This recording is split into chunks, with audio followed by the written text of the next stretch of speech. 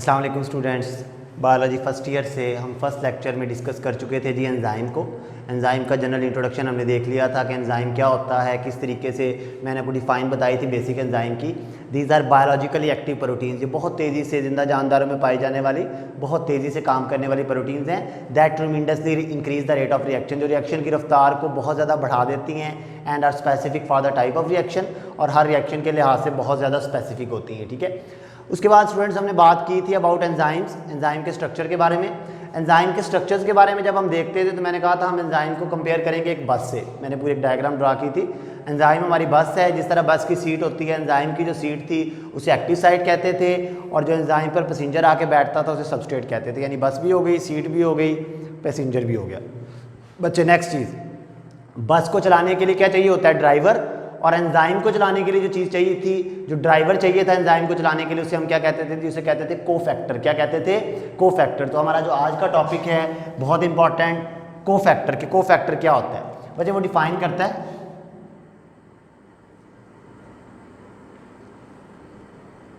कहते हैं some enzyme consist of only protein.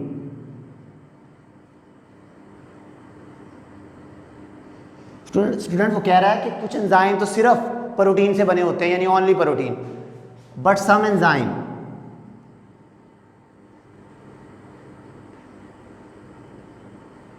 कुछ लोग तो खुद भी ड्राइव कर लेते हैं ना, तो कहता है कुछ एंजाइम तो सिर्फ प्रोटीन से बने होते हैं, उन्हें ड्राइवर चाहिए ही नहीं होता। Some enzyme consist of only protein but some enzymes require non protein part.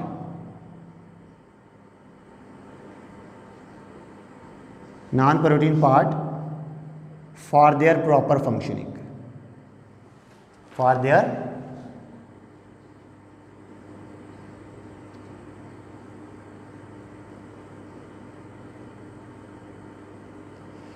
बच्चे वो कहता है जी कुछ एंजाइम तो ऐसे हैं, कुछ एंजाइम तो ऐसे हैं जो सिर्फ प्रोटीन से बने होते हैं, जिन्हें और कुछ नहीं चाहिए, जिन्हें कुछ और नहीं चाहिए, ड्राइवर नहीं चाहिए। लेकिन कुछ एंजाइम्स ऐसे होते हैं जिन्हें अपना काम प्रॉपर तरीके से करने के लिए एक ड्राइवर, एक नॉन प्रोटीन पार्ट चाहिए होता है। This non protein part is called cofactor.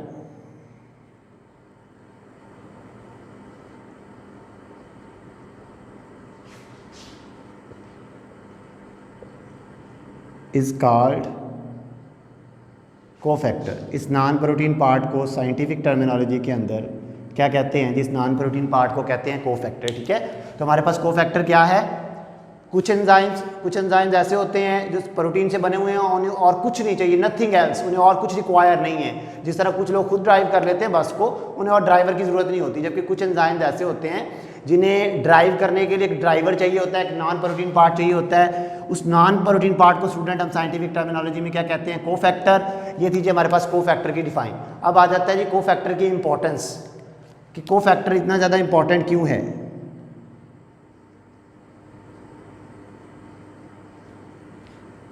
कहता है it usually act as bridge,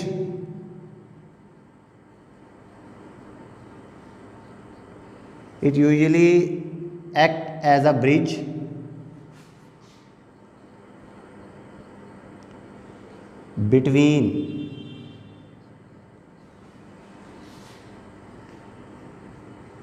between the substrate and enzyme।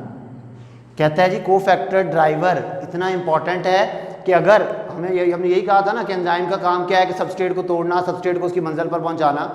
कहता है अगर एंजाइम और सबस्ट्रेट आपस में लिंक होना चाहते हैं ना, तो उनको लिंक करने के लिए जो ब्रिज का, एक पुल का रोल अदा कर रहा है, वो कौन अदा कर रहा है जी? कोफैक्टर। यानी एंजाइम को उसके सबस्ट्रेट से लिंक करने का काम कौन करता है जी? कोफैक्टर करता है। तो कोफैक्टर के बारे में हमने क्या कहा कि कोफैक्टर क्या है? कुछ एंजाइम प्रोटीन का जो प्रोटीन से बने होते हैं और कुछ और रिक्वायर नहीं करते, यानी उन्हें नॉन प्रोटीन पार्ट चाहिए ही नहीं, उन्हें ड्राइवर चाहिए ही नहीं। जबकि कुछ एंजाइम ऐसे होते हैं जिन्हें अपना काम प्रॉपर तरीके से करने के लिए एक नॉन प्रोटीन पार्ट रिक्वायर होता है। उस नॉन प्रोटीन पार्ट को साइंटिफिक टर्मिनोलॉजी में क्या कहते हैं जी? कोफैक्टर। और कोफैक्टर किसके तौर पर काम करता है? ब्रिज के तौर पर। ये जोड़ता है, किसको जोड़ता है बच्चे? ये जोड़ता है किसको? सबस्ट्रेट को किसके साथ? एंजाइम्स के साथ। ठीक है बच्चे, अब हम आगे डिस्कस करते हैं जी टाइप्स ऑफ कोफैक्टर। ठीक है, हमारे पास नेक्स्ट है जी कि कोफैक्टर की कितनी टाइप्स होती हैं। इन टाइप्स को याद करने के लिए मैं आपको एक एक वर्ड बताऊंगा, उन वर्ड से आपने याद रखना है जी।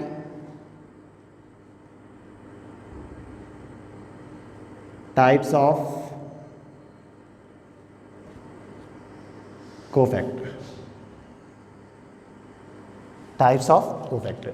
वैसे सबसे पहली कोफैक्टर की जो टाइप है दैट इज एक्टिवेटर। कौन सी टाइप है जी? एक्टिवेटर। आपने एक्टिवेटर के लिए ना, आपने एक्टिवेटर के लिए सिर्फ दो बातें याद रख लेनी है। If cofactor is detachable,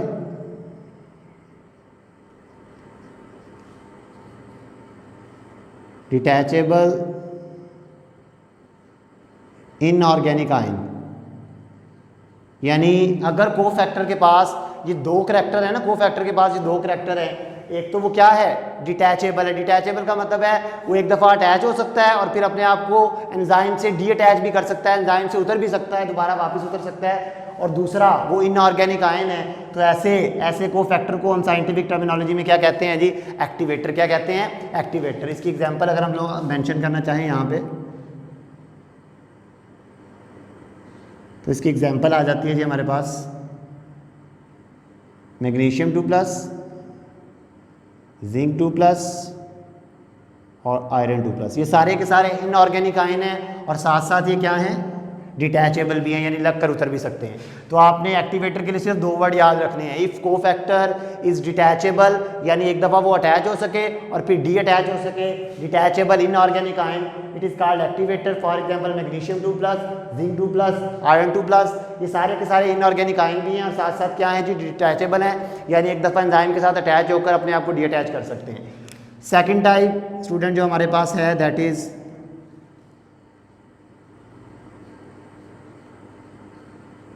prosthetic group.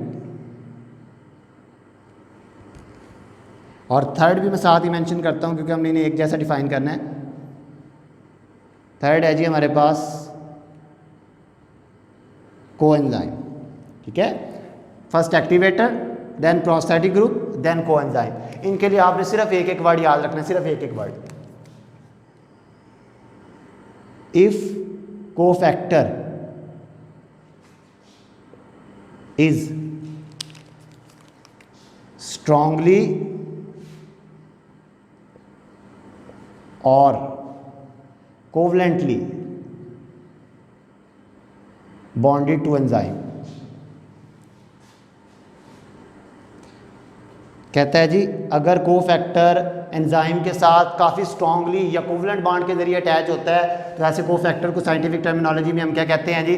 Prosthetic group. और सेकंड नंबर पे, थर्ड नंबर पे हमारे पास क्या रहा जी? If cofactor is loosely bound to enzyme then it is called coenzyme. बच्चे तीन टाइप्स हैं, बहुत इजी, सिंपल। तीनों के लिए आपने कुछ वर्ड्स याद रखने हैं। एक्टिवेटर के लिए दो वर्ड, डिटैचेबल और इनऑर्गेनिक आयन। अटैच होकर दोबारा उतर सके, ये डिटैचेबल। और साथ साथ वो क्या होना चाहिए? Inorganic ion. तो वो क्या हो जाएगा जी? एक्टिवेटर। और अगर वो बहुत स्ट्रांगली यानी कोवलेंटली अटैच होता है एंजाइम के साथ तो फिर क्या है? Prosthetic group. और अगर लूजली अटैच होता है तो क्या है जी? कोएंजाइम। इनकी एग्जांपल्स हम मेंशन कर देते हैं आगे। इसकी एग्जांपल आप दे सकते हैं जी, फ्लेविन एडेनिन डाइन्यूक्लियोटाइड। इसके बारे में हम 11 चैप्टर में पढ़ेंगे। ये प्रोस्थेटिक ग्रुप की एग्जांपल है। और इस चीज़ के बारे में आपने पढ़ा होगा पहले भी 9th क्लास के अंदर, NAD पॉजिटिव यानी निकोटिनामाइड एडेनिन डाइन्यूक्लियोटाइड, ये कोएंजाइम के तौर पर काम करता है। ये हमारे पास प्रोस्थेटिक ग्रुप की एग्जांपल है। FAD पॉजिटिव ये प्रोस्थेटिक ग्रुप है और ये क्या है जी? कोएंजाइम है। इनके बारे में 11 चैप्टर में इनके स्ट्रक्चर्स डिटेल में हम देखेंगे। बच्चे एक MCQs के लिए लास्ट बात आपने याद रखनी है। वो लास्ट बात ये है, बहुत बार MCQs में पूछी जाती है, vitamins are closely related to coenzyme.